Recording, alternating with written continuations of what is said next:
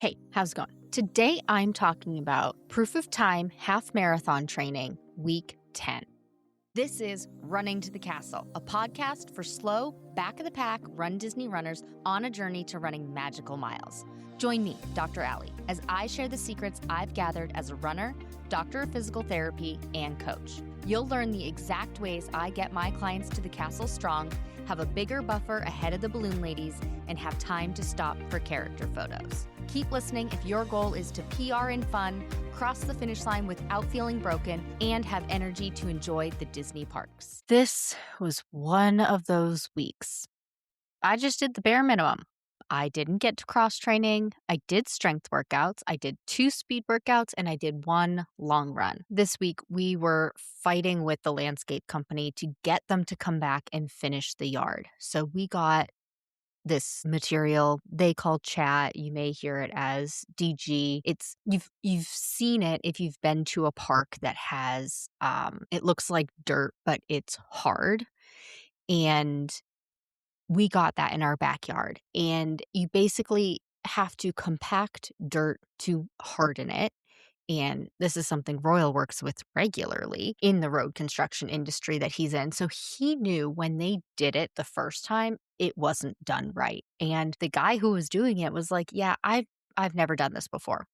I will compact it, but I've never done it before. And this is what we're going to do. And they did like super quick passes over it. Even I knew it wasn't right. And so as soon as they had finished it, we were on the phone with our contact at the company and we were like, this is not right. So they had originally, quote unquote, finished the yard on Monday. And as soon as they were done, we were on the phone like, this isn't right.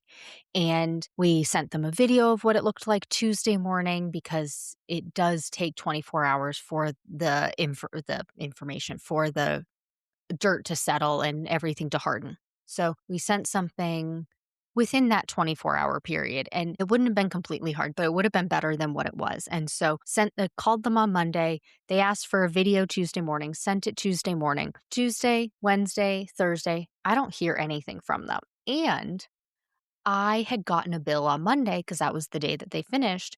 And then I got another bill on Wednesday and then finally another bill on Friday. And the bill on Friday was different. It was more. And I was like, do not play with me.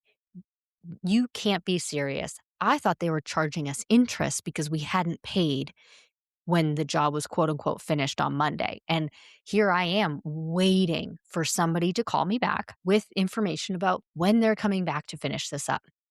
So finally on Friday afternoon, So I had gotten that bill in the morning and I texted our contact and I was like, who can I talk to about this? We need to get this done, but I also need to talk to somebody about this payment and so on and so forth. And so finally they called me Friday afternoon and they were like, okay, somebody will come out tomorrow and they'll fix it. And we were like, well, we're not available tomorrow because it was going to be Saturday and we had a day planned. And so they're like, okay, well, we'll push it to Monday.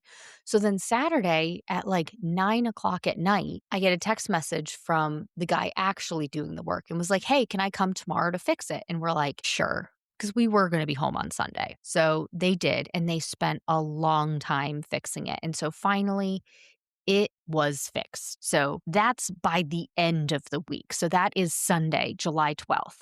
Okay, so that's the end of my workout week. But all week I had been taking up time with calling these people and figuring out how we're going to get this done. So I got the bare minimum done. And remember, if you're getting the bare minimum done, that's fine because that's the bare minimum. You're not doing under that. You can still cross the finish line or have some semblance of potential for your goal. Okay, you can't do absolutely nothing every week. Sometimes absolutely nothing is going to happen. That is just the way it is sometimes. That's okay. But if you can, do the bare minimum. And remember, when you're doing the bare minimum, when you're following one of my training plans, I recommend 2 speed workouts, 2 cross training days, and 1 long run each week. If you can, do 2 strength training days and then have 2 rest days. So that adds up to 9 activities. I recommend strength exercises be on the same day that you do speed workouts or on the same day that you do cross training. It makes it easier and it gives your body time to rest, gives you a whole rest day. When you're doing the bare minimum, you need to ask yourself, what is my priority? Is my priority finishing, just making it, getting across the finish line ahead of the balloon ladies, versus do I have a time-based goal? Now, I've had runners in the past couple weeks tell me, well, I have both. I just want to finish, but I have to be faster than the balloon ladies. So let me clarify. When I say you just want to finish, that is meaning you want to finish ahead of the balloon ladies, but that's not necessarily a time goal.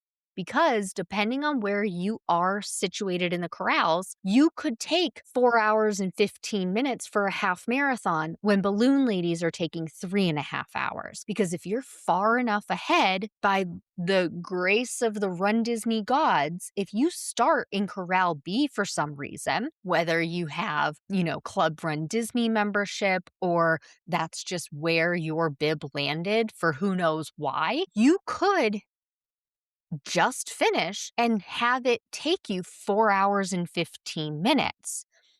And that's ahead of the balloon ladies. So when I talk about having a priority being just finishing versus I want to get faster, I have a time-based or a speed-based goal, those are different. When you're talking about I just want to finish, that is finishing ahead of the balloon ladies. So it does take into account being ahead of the balloon ladies, but it doesn't necessarily mean being faster than the balloon ladies because you could be in a different corral. Now, many runners I work with will be at balloon lady pace and they just want to finish. If you have the goal of, I just want to finish this race, that's a great goal. And I do recommend somebody who's never done a specific race distance before, or they haven't finished that race distance before, that be their goal. Just finish. Whether I have to walk, crawl, or if I can run, I just want to finish, in parentheses, ahead of the balloon ladies. Somebody having a time-based goal or a speed-based goal, that's somebody who has finished that race distance. It's not, it may not be, having done 10 of them. Maybe you've just done one. That's okay because you have finished. Now you can move on to a speed-based or a time-based goal. And when you are needing to adjust your training schedule and thinking, okay, I just need to do the bare minimum, think about which is your goal. Is it finishing or is it fast, right? I'll just use those terms. So finishing means I just want to finish, parentheses, ahead of the balloon ladies. Fast is I want to have a specific finish time. I want to finish in 2.5 hours for a half marathon, or I want to maintain a 10-minute per mile average pace, something like that. If you're saying those things, that's a fast goal. If you're saying things like, I just need to complete the distance, that's a finishing goal. When you have those goals, you have to use those to set your priorities. If finishing is the goal, instead of doing speed workouts that week, you want to spend time on cross training or easy runs. So if this week were happening and I could only get 3 workouts done for cardio workouts, I would do 1 long run. Maybe I would do a cross training and then 1 45-minute easy run. So no speed workouts. If I have a fast goal, which I do, and so this is relevant to me, this week I did the bare minimum. So I made sure to do 2 speed workouts because I have a fast goal. And in order to get fast and be fast, I need to practice fast. That's speed workouts. And then I also did my long run. No week is going to be perfect for anybody, no matter how elite they are, no matter how experienced they are, no matter how good their highlight reel on Instagram looks. I guarantee you that everybody that you're watching, everybody else that you're watching, also has weeks where they don't do it all. It's not perfect. And it doesn't have to be perfect. Use what you can, do what you can with the resources and in the season you're in. If you're in a season where you have kids that need to go to all sorts of different activities, or you are in a season where your blood pressure is fluctuating because you have another diagnosis in the background, or you're feeling ill and fatigued all of the time. Do what you can with what you can, right? It may be that you originally had a fast goal, and depending on the season you're in, maybe it needs to become a just finish goal. And that's okay, because there's next year, there's the next race, right? So this week was the bare minimum. So let's go back to the beginning of the week.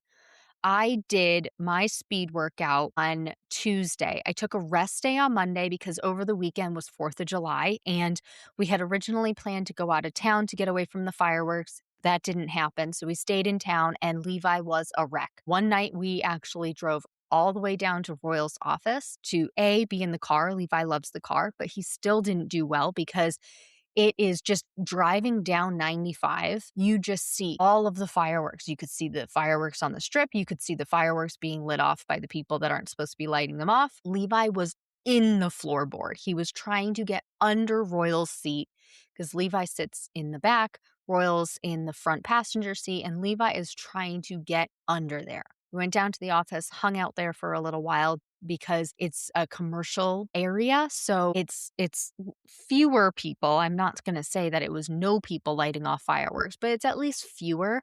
And it's a little more, it's not really soundproof, but we could be inside deeper away from the walls. So that was fine, but it was just a long weekend of a lot of late nights, a lot of comforting Levi, a lot of just not getting much sleep.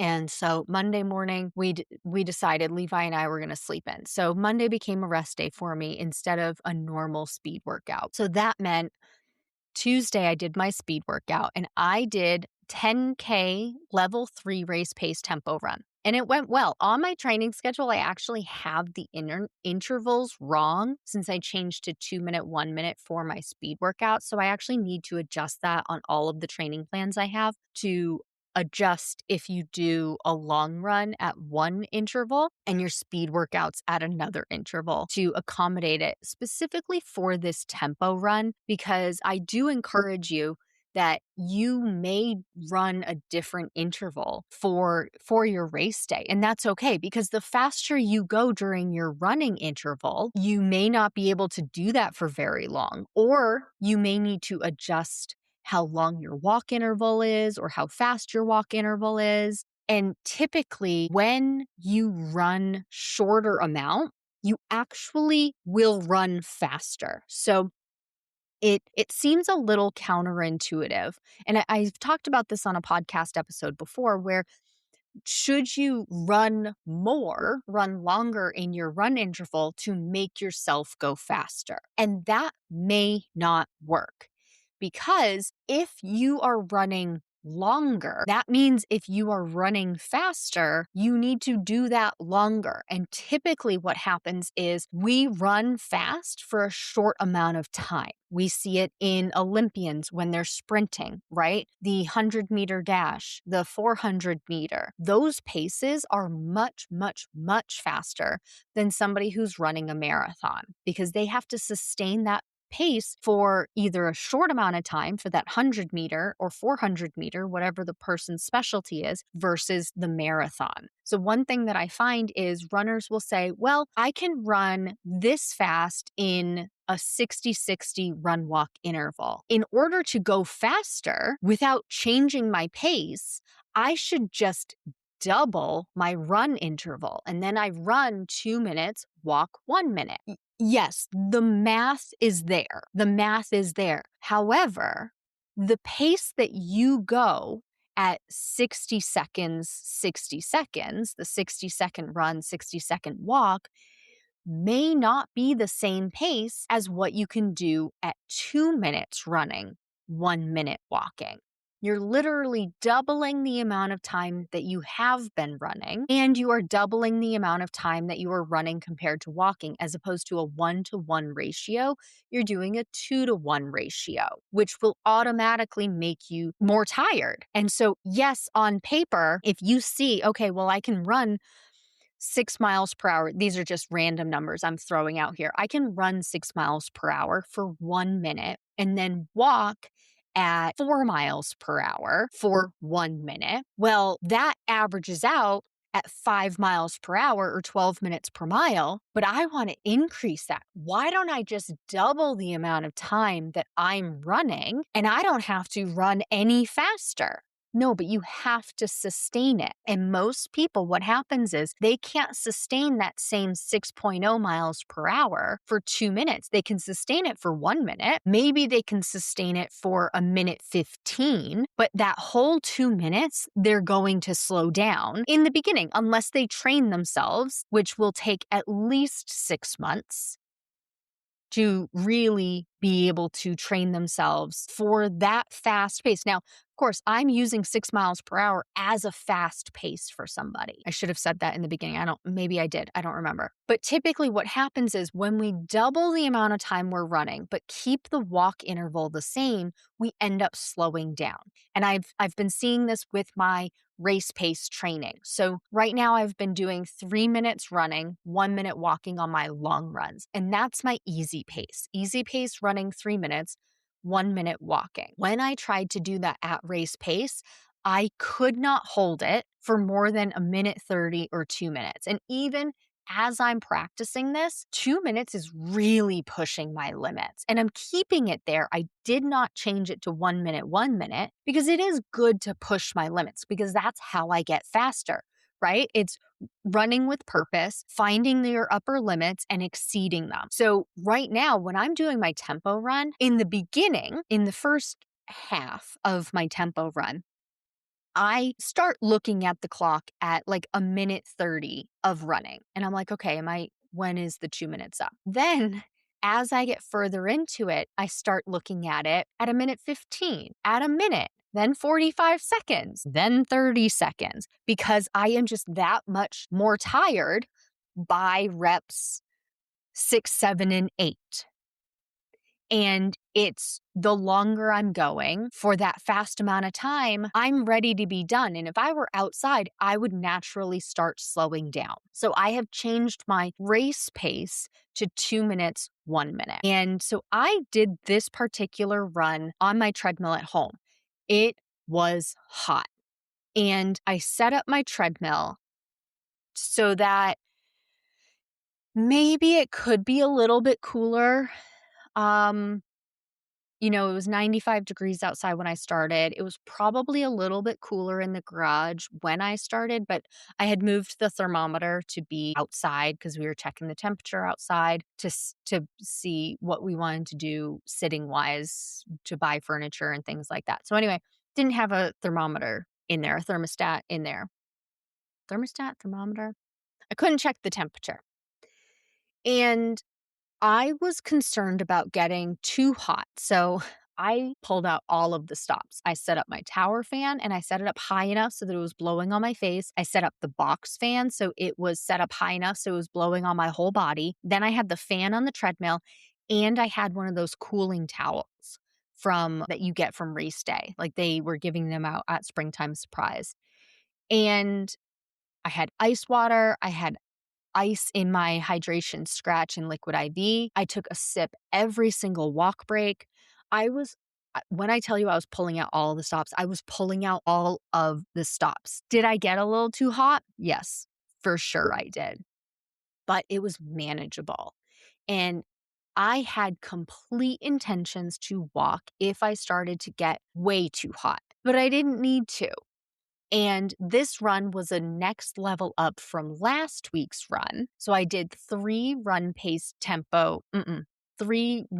race pace intervals in a row before I started alternating run race pace, run easy pace. Now, of course, I still have my walk intervals in there. So when I say alternating run race pace and run easy pace, it wasn't run race pace, then immediately run easy pace. It was run race pace, walk, run easy pace, walk. Run race pace, walk, run easy pace, walk. Still doing my run walk intervals. And overall, it went great. I actually felt like I didn't need to do my easy pace intervals at all. And I I had the discipline because I started feeling like, oh, I don't actually need these. I should push through. I had the discipline to not do that. I need to experience what this level is like before I level up again. I can't skip and go straight to the next level. So, and at the time of recording this, I will talk about the next 2 weeks, which is glad I didn't do that. Overall, very good. And, going off of like have the discipline to hold back, often I don't feel poorly during a workout. It's later in the day or the next day. Remember my hill workouts from a couple of weeks ago, or at this point, months ago? I didn't feel poorly during that hill workout. It was later. So I can't always use that as a gauge, right? Cuz I'm not exactly sure why I don't feel poorly immediately. Is it the adrenaline? Is it just for me, usually a glucose crash? The glucose hasn't crashed yet.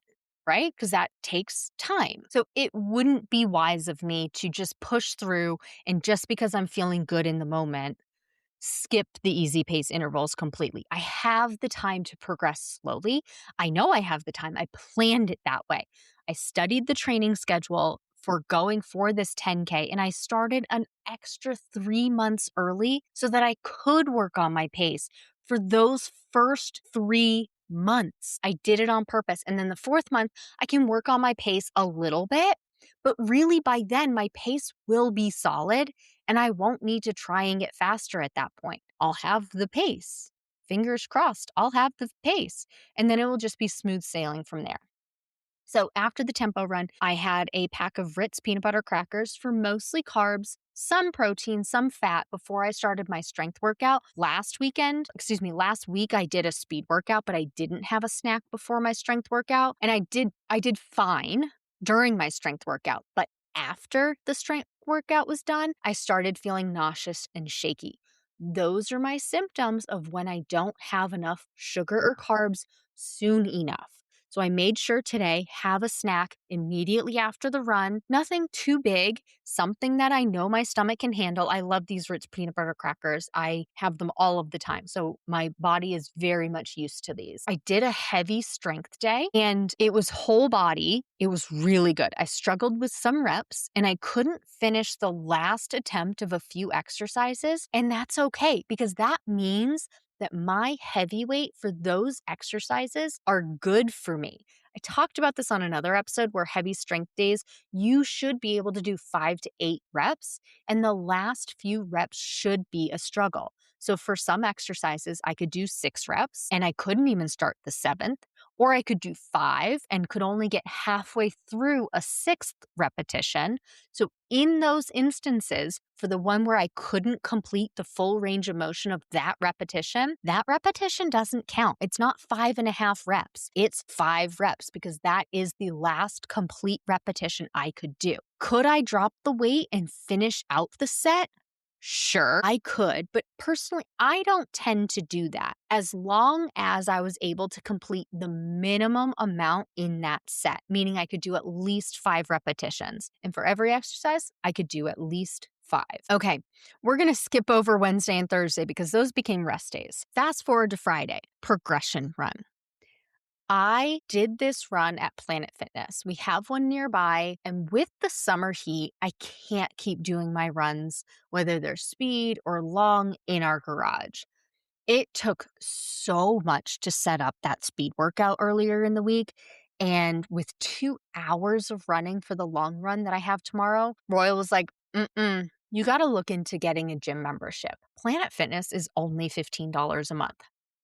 One annual payment and like $5 or less for a sign up fee. It has a lot of cardio equipment, not too much on the strength equipment, but the one that I would go to seems pretty quiet. So even though they don't have a ton of strength equipment, there's enough that I shouldn't have to wait around. Like there's enough slash so few people that I shouldn't have to wait around. And I actually used ChatGPT to compare some different gyms for me. And, it compared a local one, LVAC, it compared EOS, and it compared Planet Fitness. And apparently, now I've never stepped in into EOS. I used to be a member at LVAC. It compared and said that there was a lot of strength equipment at those too. And LVAC, there definitely is. And it said for Planet Fitness, there's more cardio equipment. And I do believe that is accurate. Like once stepping into the Planet Fitness, there were so many ellipticals, so many bikes, so many treadmills, so many stair steppers, and then some strength equipment. Definitely a good amount of strength equipment. I'm not talking about like one piece of equipment for each thing, but it wasn't rows upon rows some of these other gyms are in. And I don't need that. And I will note that they have a circuit style area, which is awesome. If you are part of Planet Fitness and you are thinking about having a well-rounded strength routine, go over to that 30-minute circuit style section, and those exercises hit most major muscle groups. It still lacks on calf, but you can go stand on the step and do calf raises there. And it might not be the ideal situation with the type of equipment that it is, but it's pretty good. And so I've been using it, and they do have rules around using it and everything, but it's pretty good. So anyway, this workout, I ended up just doing a trial for the day. It was $20, and I read somewhere that that $20 could be put towards your enrollment. That was not the case for this one. And it's interesting because it's only $15 a month. The $20 one-day trial, it's 24 hours. So I can use this. I didn't plan on it. I thought it was just like the one sign-in, but I ended up using it the next day. I got into the gym before my 24 hours was up. But thinking back to it, I should have just signed up for the month because that would have been $15. And I can cancel at any time. So it would have been cheaper, but I didn't think about that. So the run was good. On the last increase before the peak, I had to start walking a little bit slower than my normal walking pace. And same thing for at the peak. It was honestly getting too hard to press the 3 and the 5 and then the enter button to be 3.5 miles per hour for my walking pace because I was so tired and running so fast. So I just chose 3.3 because I could very quickly hit that button. So the 0.2 mile per hour, not that big of a difference in the long run. It was just easier to click that. And the walk part is the recovery. So in my opinion, it's more important to be able to continue staying the course with the paces that you're aiming for, keep hitting those same paces for the speed workouts, and recover at whatever pace you need to recover at. So for these progression runs, the walking is a recovery. Recover so that you can then sprint during that next run interval during the progression run. It's just, to me, it's just more important to push through those faster paces running than it is to push through the walk. And some runners will say, well, I also want to get faster with my walk. Okay, you can. And I'll bring out this phrase. You can do it all. You can't do it all at once. Each run has to have its own separate purpose. So the progression run is to be able to improve your running speed and run faster and faster and faster until you hit a peak, and then you slow it down. So if you want to walk faster, do a separate workout to work on your walking pace. Do a workout like incline walking at a fast pace or paced walking where you do your actual run walk intervals, but you do walk intervals. So you walk at one fast pace and walk at your regular pace, and you go back and forth like that. Don't try and work on that in the progression run. Don't try and work on that in the 30-20-10. Don't try and work on that in the tempo run. Don't try and work on that in the hill workout. Those are separate goals, and you can't have two in each of them at this stage. Once you have worked on those paces and you feel good about those paces, then instead of increasing your progression run running pace, you try and keep doing those same running paces and keep your walk pace, whatever walk pace you want it to be, let's say on race day. But then you don't have two goals for that run anymore because you've already hit the goals of being able to hit those paces for the progression run. And now you've waited until those are somewhat easy for you. And now it's keeping those paces and keeping the walk pace. And that new workout is working on the walk pace. See how you can change these workouts over time, but not all in the same session. And don't try and work on too many things at one time. Each workout has one specific purpose. Keep going with that one specific purpose for now. Follow one course until success. Focus, Focus. Follow one course until success. Stick with following that one thing in that one workout. Don't try and do two. You can have it all. You can't have it all at once. You can eventually get to it all, just not all at the same time. Don't try and muddy the waters by doing too many things in one workout session. I don't really talk about this a ton, but I will bring this in with strength workouts too. Many runners will tell me, well, I'm just starting out with strength workouts. I'm not very strong. I'm not very fit. Maybe I'm overweight or something like that. And I need to do strength workouts to support my running, or I need to do strength workouts to support my weight loss goal or what have you. And many will say, well, I only have so much time.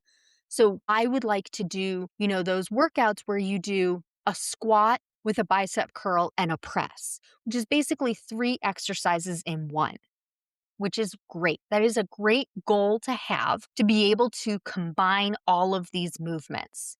However, when you are first starting and you aren't very strong, you aren't very fit, and maybe overweight, and the movements are challenging, stick with one movement per exercise. It will take longer.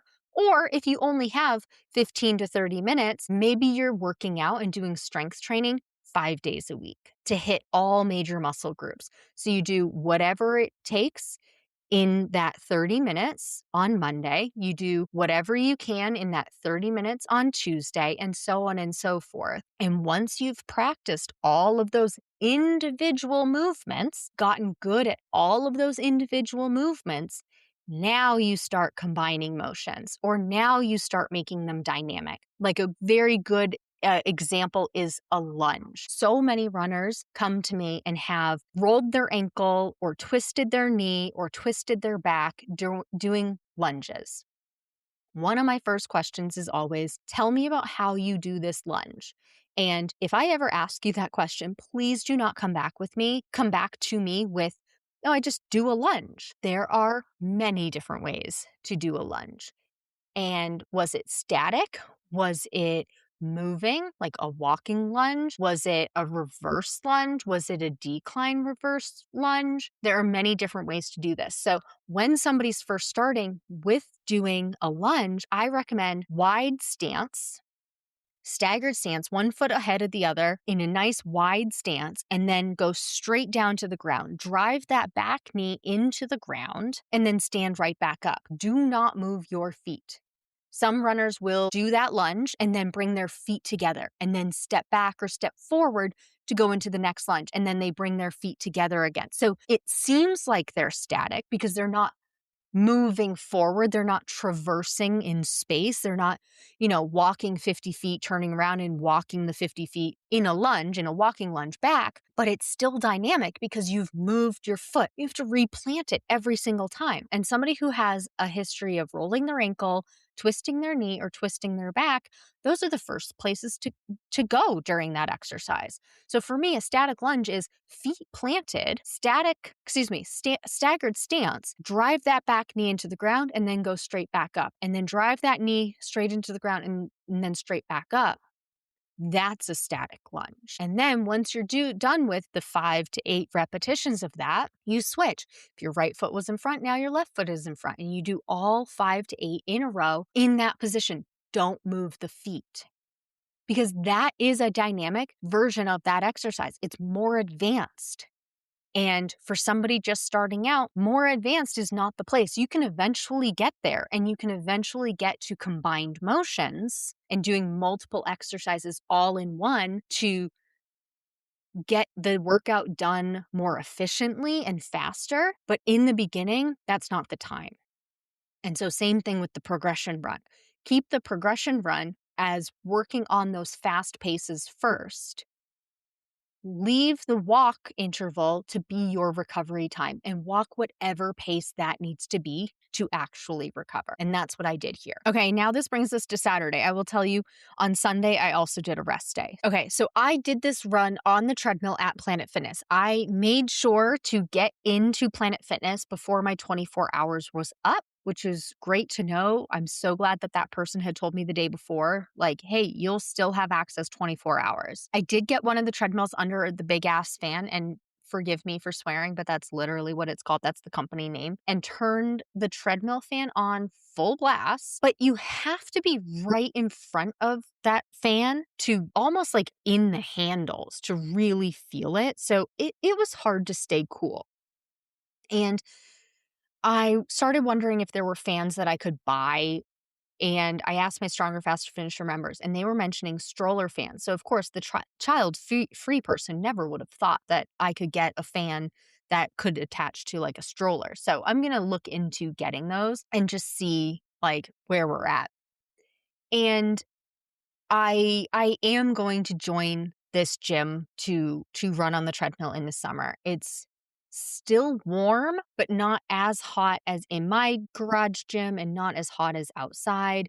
I I also think that this is going to be my last long run. I did not need to do this distance. This distance was 7.41 miles. So, training for a 10K, I don't need to be running this far. And I'm doing it because I'm still in my build phase. So if you remember, I talk about once you're in the training phase, once you're actively training for your race, don't go up to race distance, let alone beyond race distance. So I'm still in the build phase. So I can go beyond race distance. I still don't have to.